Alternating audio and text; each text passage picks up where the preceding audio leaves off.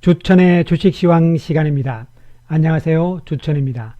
오늘 이 시간에는 코스피 신고가 행진, 외국인에 달려있다, 셀트리온, 갈 길이 멀다. 자, 그럼 무엇을 알아볼 것인가? 첫 번째, 코스피 신고가 행진 어디까지 이어질 것인가? 두 번째, 외국인 매수 강도는 더욱 강해지고, 세 번째, 주도주 개념을 확실히 인식을 해야 한다. 네 번째, 셀트리온 아직 갈 길이 멀다. 자, 그럼 미국 시장부터 살펴보기로 하겠습니다. 다우지수 1.12% 상승세, 반면에 나스닥은 0.2% 해서 상대적으로 다우에 비해서 약한 모습이 나왔습니다. 백신에 대한 기대감이 또 나타나고 있죠. 화이자, 모더나에 이어서 아스트라제네카에서도 백신 이야기가 나왔고, 또 한편으로는 차기 재무부 장관 옐런에 대한 상당한 기대감도 작용을 한 시장이었다, 이렇게 볼 수가 있겠습니다. 미국 시장은 결론적으로 말씀을 드리면은 여기서 뭐 크게 폭락하고 이런 상황보다는 안정적인 모습이 진행이 될 것으로 예상이 됩니다.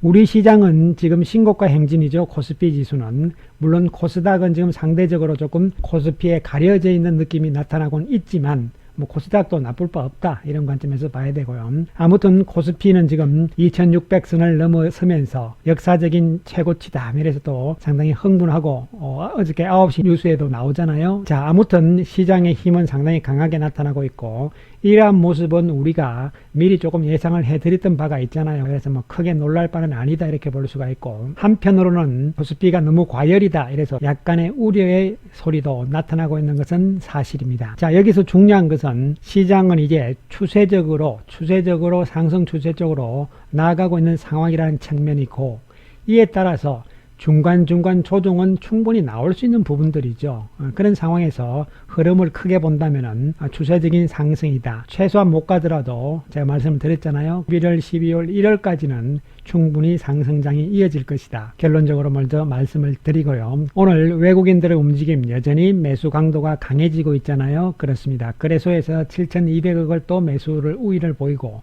코스닥에서도 1800억 매수 우위입니다. 대단한 힘을 보여주고 있는 외국인들. 자, 외국인들이 결국은 시장을 이렇게 주도하면서 나갈 수밖에 없다. 그 이유에 대해서도 우리는 충분히 미리 알고 있었잖아요, 여러분. 그런 측면에서 지금 뭐 예상대로 잘 흐름은 진행이 되고 있는 상황이다. 단 셀트리온이 오늘도 좀 외국인들이 매도다 이래서 조금 기분이 안 좋다, 이렇게 되는데요. 전혀 우려하실 필요 없다. 셀트리온에 대해서는 잠시 후에 다시 한번 또 설명을 드리기로 하겠습니다. 자, 외국인들은 오늘 LG화학을 가장 많이 삽니다. 삼성전자, 삼성 SDI, 현대차, SO일, 그 다음에 카카오, 네이버, 이런 측면이잖아요. 외국인들이 역시 많이 살 수밖에 없는 시가총액 상위 쪽에 삼성전자, 이런 개념에서 접근이 충분히 될 수 있는 부분이다, 이렇게 볼 수가 있고, 이 외국인들의 움직임을 잠시 후에 살펴보기로 하고요. 일단 지금 신규 확진자 수가 계속적으로 늘어나고 있고 뭐 이런 상황이 나오지만, 이런 상황들이 나오지만 그럼에도 불구하고 전 세계적으로 주식시장은 뭐 끄떡없는 상황이죠. 그 핵심은 다른 거 없습니다, 여러분. 그동안의 학습 효과가 워낙 크기 때문이다, 이렇게 보시면 돼요. 원래 주식시장에서의 악재는 처음에 생각지도 못했던 악재가 터질 때가 가장 충격적이죠. 그러나 이것이 반복해서 계속 나타나게 되면은 악재로서의 위력이 점차적으로 약해지게 돼 있는 것이 주식시장의 원리다, 이렇게 보시면 되겠습니다. 따라서 이러한 학습 효과가 있기 때문에 이런 부분들, 그리고 물론 당연히 백신과 치료제가 나온다는 측면도 좋은 심리적인 영향을 주는 부분이 될 수가 있겠습니다. 자, 우리 시장 우리가 충분히 예상을 했습니다. 10월 말까지만 해도 시장이 또 위험하다, 뭐 이런 상황이었지만 충분히 말씀을 드리면서 예상 시나리오 1번으로 갈 것이다. 그래서 돌파를 한다, 이렇게 말씀드렸는데 역시 돌파가 지금 되고 있는 상황이고, 그동안에 우리가 조금 긴 흐름으로 너무 길게 볼 필요는 없고요. 2017년부터 현재 상황까지 우리가 그림으로 크게 한번 보면은, 정리를 해보면 이런 상황들이거든요. 그렇습니다. 이 고점을 돌파를 했는데 이 당시 역시 반도체 호황으로 인해서 주가가 이렇게 올라간 상태였고, 그 이후로 참 고생을 많이 했습니다. 코스피 지수 고생을 상당히 많이 했습니다. 특히 마지막 충격이 여기서 나온 것이죠.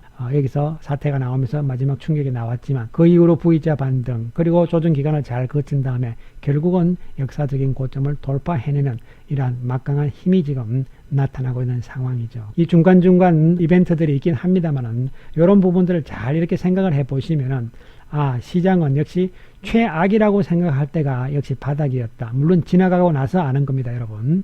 그 다음에 뭔가 가장 불안할 때 불안할 때 시장은 또 더 올라간다. 이런 측면에서 항상 한번 생각을 하시면서 과거 그림을 그냥 단순하게 한번 참고적으로 보시면 되겠습니다. 자, 그렇다면 구체적으로 이제 외국인들의 힘인데요. 결국은 외국인들이 지수를 끌어당길 수밖에 없는 구조적인 우리나라 시장의 코스피 시장의 원리잖아요. 삼성전자가 차지하는 시가 비중이 너무 크기 때문에 자, 이런 측면에서 코스피에서 지금 오늘까지 11월 들어서 외국인들은 7조 1416억의 순매수 우입니다. 갑자기 돌변을 하잖아요. 예, 갑자기 11월 들어서 돌변하는 이러한 상황이 나왔고 이러한 상황들은 충분히 어느 정도 우리는 예상을 했잖아요. 그렇습니다.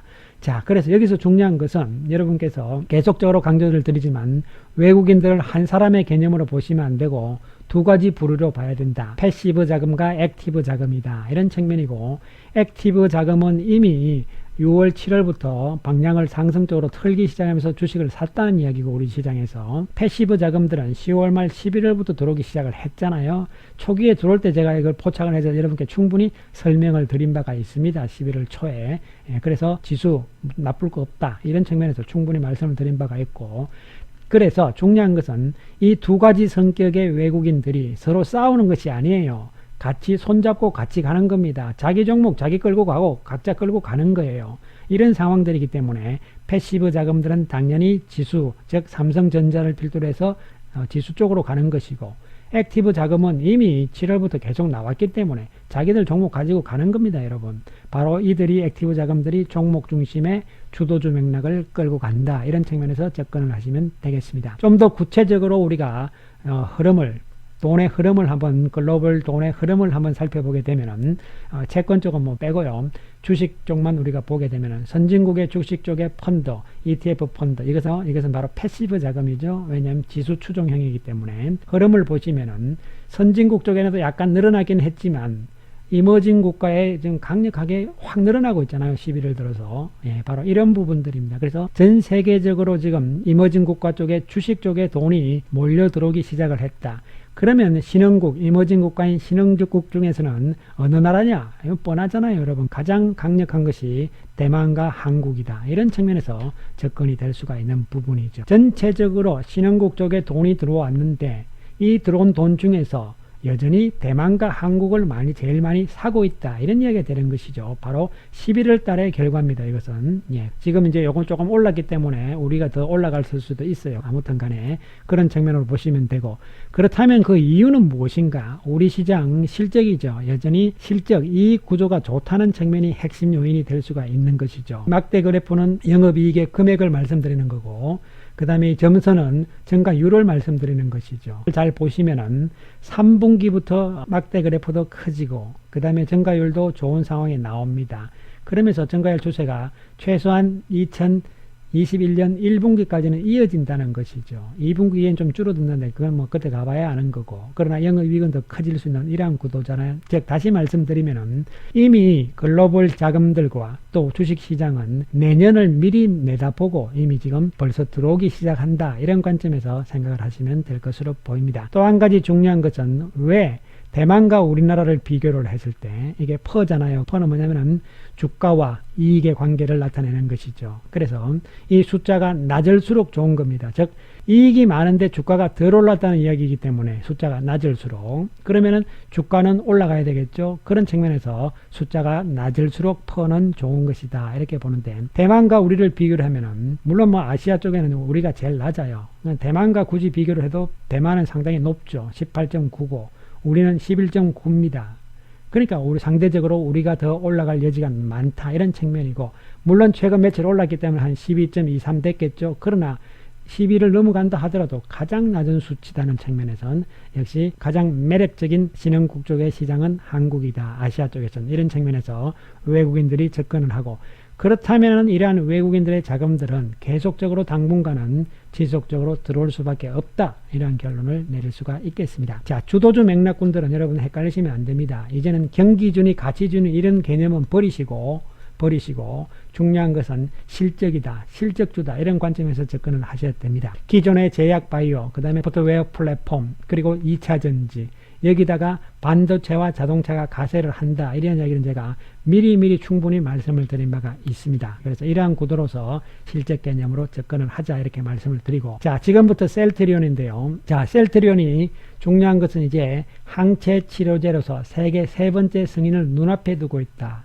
우리가 제일 우려했던 것이 임상 대상자들 모집을 못해가지고 이거 큰일 났다 이런데요. 300명 가운데서 지금 222명이 모집이 되었습니다. 그래서 진행이 잘 되고 있는 상황이고, 이미 물량을 충분히 확보를 다 해놨고 생산 다 끝났다는 이야기입니다, 여러분. 이런 측면에서 이제 거의 뭐 눈앞에 초읽기에 들어가 있는 상황이다 이렇게 보시면 되는 것이고, 또한 이 치료제 말고도 이 셀트리온은 올해 내년에 가장 핵심 파워는 바로 램시마 SC다 이런 말씀을 드린 바가 있습니다. 램시마 SC에 대해서는 일요일자 영상을 꼭 좀 못 보신 분들은 참고를 해주시기 바라겠습니다. 자, 그래서 이 램시마 SC는 이제 셀트리온의 제2성장기의 뉴페이스로 지금 등장을 하고 등극을 하는 부분들이잖아요. 자, 여기서 우리가 잘 보셔야 될 부분들이 있습니다. 원래 2000년 예상을, 즉 4분기만 이제 나오면 되잖아요. 예상을 이렇게 봤을 때 램시마 SC가 이런 숫자가 나옵니다. 3,730억에 나오는데요. 그런데 다른 제품들을 보시면은 램시마보다 훨씬 매출이 지금 더 커지고 있는 구도로 가고 있죠. 그리고 또 한 가지는 뭔가요? 허주마라든가 트룩시마와 비교를 했을 때도, 그리고 내년을 봤을 때는 램시마 SC의 매출액이 결국은 트룩시마에 이어서 두 번째로 올라선다는 것이죠. 그렇다면은 내년에는 램시마 SC가 두 번째로 주력 상품이 될 수 있다는 부분이 되는 것이죠. 그리고 2022년에 가게 되면은 램시마 SC가 가장 큽니다. 1등 제품이 되어버리는 거죠.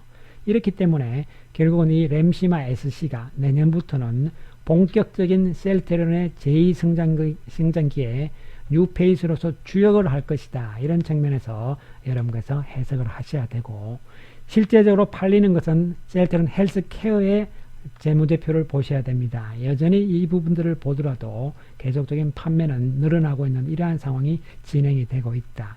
이런 측면에서 우리는 지금 당장에, 물론 고통스러운 것은 셀트리온 지금 공매도 세력 뭐 이래서 좀 문제가 되고 이런 상황들이 나오지만, 조만간 제가 공매도 세력들의 평균 매수 단가에 대해서 한번 자료를 만들어서 한번 말씀드릴 텐데요. 결론적으로 미리 말씀드리면 30만원 선입니다. 이 30만원 선을 돌파를 하게 되면 어떠한 형태로 나올 것인지 좀 두고 봐야 되는데, 어쨌든 간에 최근에 단기적으로는 이 수급상에서 셀트리온이 약간의 뭐 주춤주춤 하는 모습이 나오곤 있지만, 이 30만원 선에서 힘겨루기가 잘 진행이 되고 있는 것으로 보입니다.